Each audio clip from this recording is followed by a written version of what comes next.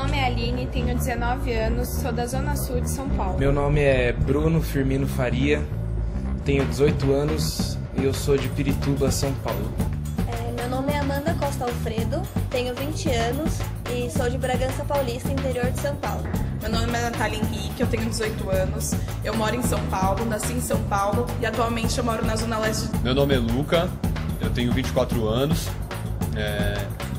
moro em Ribeirão Pires, no ABC. Meu nome é Ricardo Mezacapa, eu nasci no dia 19 de fevereiro de 1988, tenho 26 anos, sou estudante de comunicação, moro no bairro do Jaçanã, localizado na região norte de São Paulo. Meu nome é Diandra, tenho 23 anos, sou de Fortaleza, Ceará. Meu nome é Bruno, tenho 18 anos, nasci em Goianás, na Zona Leste. Meu nome é Antônio Roberto Bahia Vilela Júnior, mas pode resumir como Roberto Vilela, né? Tenho 37 anos.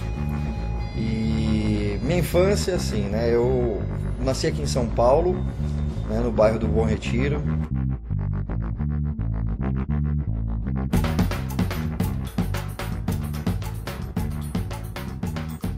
E minha família, meus pais são pernambucanos, então meus pais vieram do Pernambuco para cá muito novos e tal.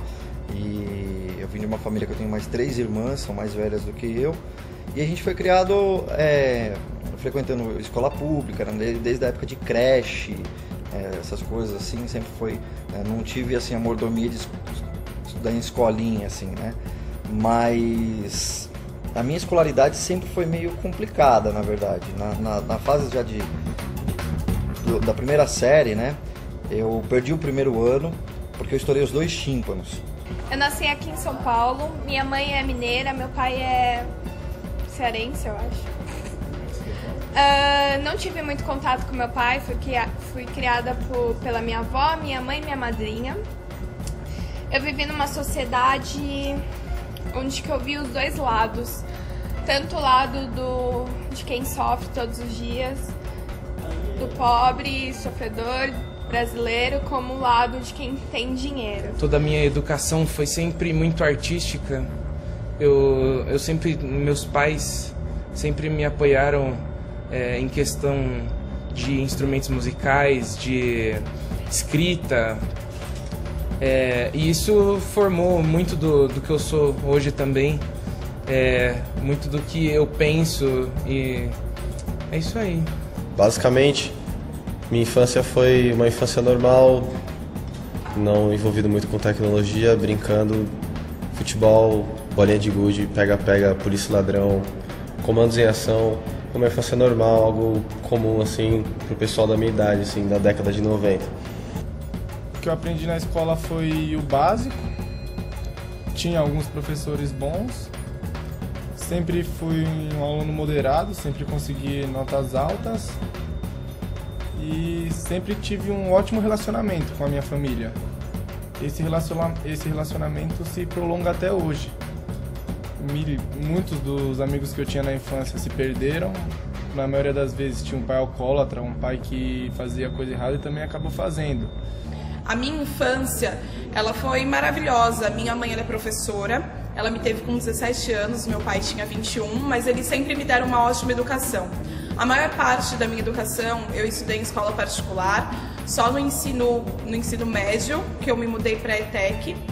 E terminei a ETEC, eu fazia curso técnico, ficava na escola das 7 às 6, meio que obrigada, porque era uma vontade da minha mãe, aconteceu isso na vida dela e ela gostaria que acontecesse na minha.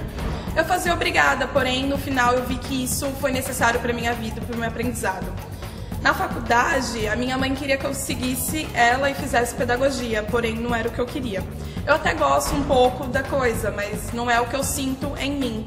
Eu comecei a fazer rádio e TV por vontade, eu sempre tive essa curiosidade, eu gosto da maneira que as pessoas se comunicam e gostaria de estudar a maneira que elas se comunicam, por que elas se comunicam e de que forma. E a minha infância foi bem tranquila, tive vários amigos, frequentei escolas tanto públicas como particulares. No começo, mais particulares, por conta daquele medo que a minha mãe sempre teve de conhecer pessoas com má influência, enfim. Depois eu fui para a escola pública quando eu entrei no ensino médio e, por sinal, ela foi uma das melhores escolas que eu já estudei. É uma escola lá em Fortaleza, ela chama Justiniano de Serpa. E foi muito bom, eu estudei em período integral, meu primeiro, segundo e terceiro ano. Era muito cansativo, muito mesmo, eu almoçava na escola e saía de lá 5 horas da tarde, desde as 6 da manhã.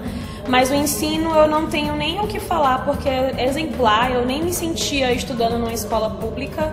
E graças a Deus foi uma ótima oportunidade na minha vida, porque eu pude conhecer várias pessoas que vieram de lugares mais pobres, outras de lugares também, até da Suécia tinha gente estudando lá, e eu comecei a enxergar as coisas de uma forma diferente, porque não é só pobre que está na escola pública. Enfim, eu estava numa condição bem ruim na época, mas eu pude enxergar as coisas de um outro lado. Foi uma experiência ótima. Bom, a escola que eu estudei, Colégio Gustavo Amaral, sempre foi um colégio tranquilo, assim, a educação era normal. Eu nunca tive muita dificuldade até a 5ª série em nenhuma matéria, mas depois de alguns traumas com o professor de matemática, eu desandei em qualquer tipo de matéria exata. E hoje em dia eu não sou nem capaz de fazer uma conta de vez sem precisar de meia hora para pensar. Mas eu consegui, graças a Deus, passar todo esse período escolar até chegar no ensino médio, no Colégio Flamingo, onde eu tive muitas experiências horríveis na minha vida.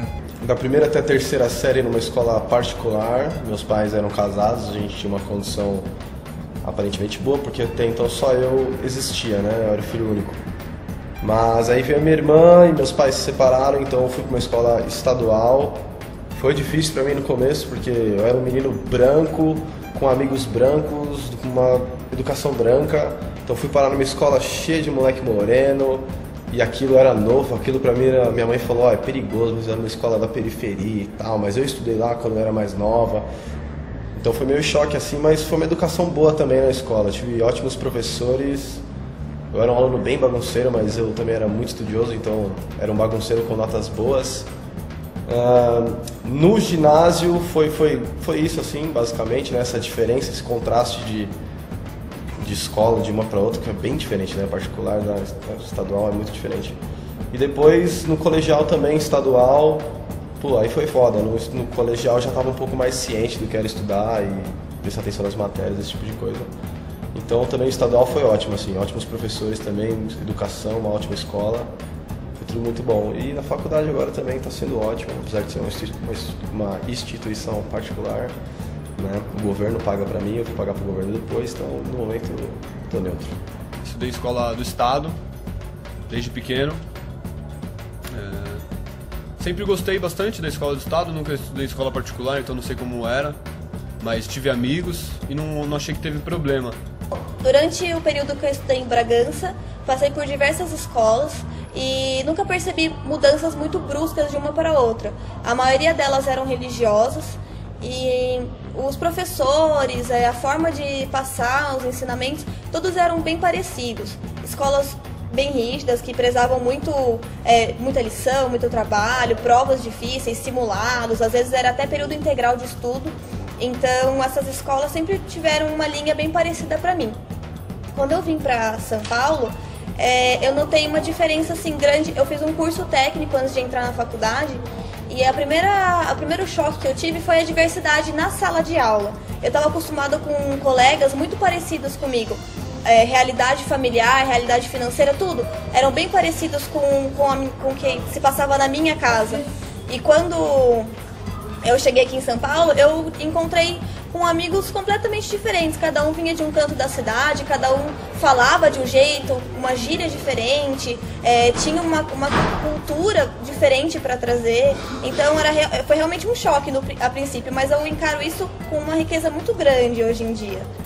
Eu estudei em escola pública até a 5ª série e por alguns motivos a minha mãe quis me trocar de colégio porque ela achou que o ensino público não estava sendo bom para mim e ela via outros amigos que ela tinha, que tinham os filhos na escola particular, tendo algo melhor.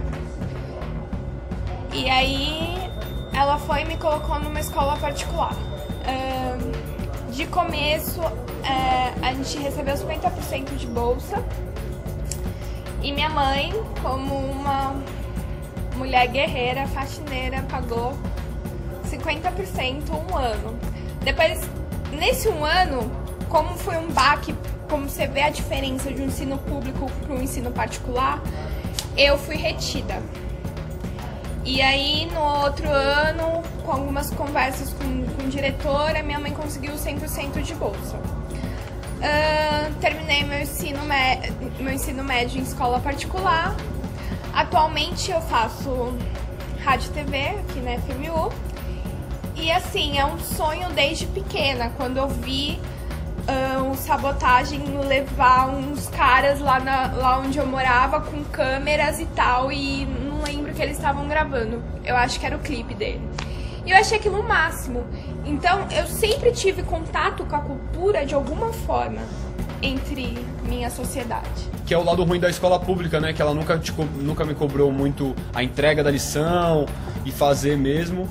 E aí hoje na faculdade eu sinto essa dificuldade de poder me expressar, da cobrança que o ensino não me cobrou tanto.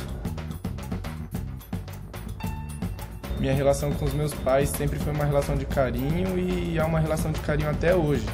É diferente você ter uma base familiar legal, você ter um pai que realmente trabalhou a vida inteira para poder te dar de tudo. Assim você se espelha nele, você cresce e realmente tenta fazer a mesma coisa. Minha mãe e meu pai, eles nunca me prenderam para nada, eles nunca disseram não faça isso. Eu acho que eles sempre deixavam eu e os meus irmãos seguir em frente. Se tiver que quebrar a cara, quebra. Eles nunca foram tão rígidos, na verdade, mas na adolescência eu tive uma base de educação puxada para o militar, assim, meu pai é militar, meu tio é militar, minha família é militar. Então eu segui um pouco essa base, assim, essa estrutura de tradição militar, família católica, descendência italiana, toda essa tradição básica que a família tende a seguir, né? Eu usei aparelho no ouvido durante um ano e graças a Deus minha audição eu recuperei 100%. Minha família teve que começar a aprender a falar em Libras, né? Minha irmã que é mais nova das minhas irmãs, mas é que é mais velha que eu, ela teve que aprender a falar Libra porque eu estava na fase pré-escolar, então tinha que alguém se comunicar comigo, né? E hoje ela virou professora e ela agradece muito porque ela dá aula de Libras também para os alunos dela, assim como uma atividade extra a mais, porque ela tem essa facilidade. Eu mesmo não lembro, não sei falar nada, mas ela sabe, tá? Enfim. A minha relação com a minha família, meu pai é marceneiro, minha mãe é assistente social, então minha mãe já trouxe esse pensamento todo já social e de conseguir me dar dicas para conviver. Meu pai já foi um marceneiro que curtia estar no bar o dia todo ali, fazendo um rolê na vila, me ensinou a andar na rua, chegar no sapatinho. Minha família também ela é bastante unida desde o meu pai e da minha mãe, então sempre me encontrei com os familiares, então de final de semana festa, então sempre tive nutrido de bastante pessoas assim, legais e tal. Família é bem legal, né? A minha família veio de vários cantos, vários lugares. Parte veio de Minas Gerais, parte é da Itália. Então, mais fácil tentar dar um contexto de como a minha família, como que ela pensa, né? Como que é essa questão da educação. Sempre foi uma família muito tradicional, até assim, questões bem antigas mesmo, tipo, namorou é para casar, umas questões bem... Meu avô até é militar, então é uma coisa bem andar nos trilhos mesmo. Sempre foi uma educação também muito focada na educação. Eu sempre tive que ter muita responsabilidade, pensar nos estudos, e isso desde pequena, foi uma cultura criada desde pequena em mim, nos meus irmãos, nos meus primos, em pensar o que você vai ser no futuro, se dedicar à escola, ajudar o próximo até nessa questão da educação.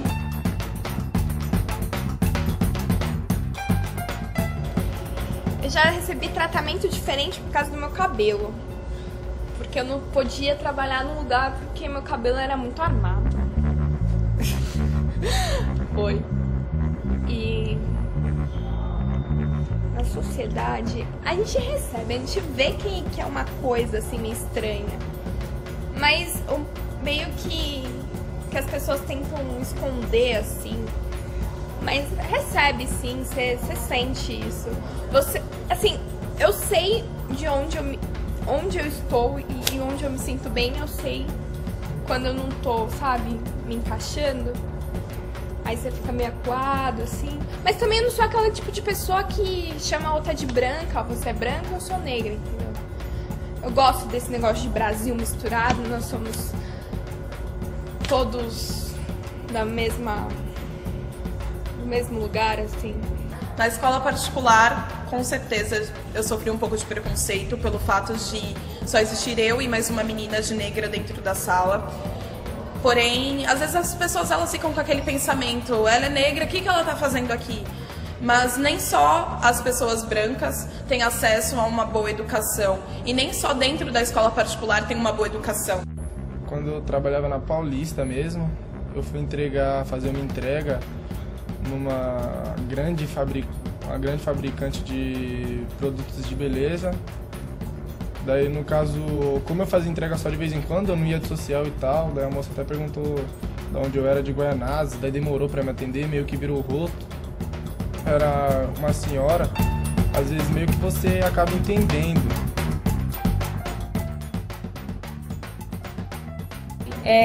Eu tô vivendo, eu acredito que viver um dia de cada vez é uma ótima experiência. Aprendo muito, erro muito, choro muito, sorrio muito, mas eu tô vivendo. São Paulo é isso, tá me mostrando várias coisas bacanas e o meu lema é meter a cara sempre, não importa como, quando, onde. O Ricardo hoje é um cara mais coletivo, assim, né, meu? Mais plural, assim, eu não vivo pelo singular. Eu penso agora antes de atrasar de repente o lado de alguém, porque nem sempre o individualismo te leva às decisões mais corretas, né? Vai do que você tem como verdade também. Mas o Ricardo hoje é um cara mais assim, livre, eu respeito todo mundo, eu tenho uma outra visão do mundo, mas isso eu tive que aprender da pior forma, né? Que foi errando. Então é melhor aprender com o acerto do que aprender com o erro, mas vale dos dois, assim. O Ricardo hoje é um cara mais aberto. Adoro viver. Não, peraí, vamos de novo aí. Nós brasileiros somos um povo em ser, impedidos de sê-lo. Um povo mestiço na carne e no espírito. Já que aqui a mestiçagem jamais foi crime ou pecado. Essa massa de nativos viveu por séculos sem consciência de si. Nela fomos feitos e ainda continuamos nos fazendo. Assim foi até se definir uma nova identidade etnonacional, a de brasileiros. Somos todos juntos, uma miscigenação e não podemos fugir da nossa etnia. Todos juntos, uma miscigenação e não podemos fugir da nossa etnia. Há mistérios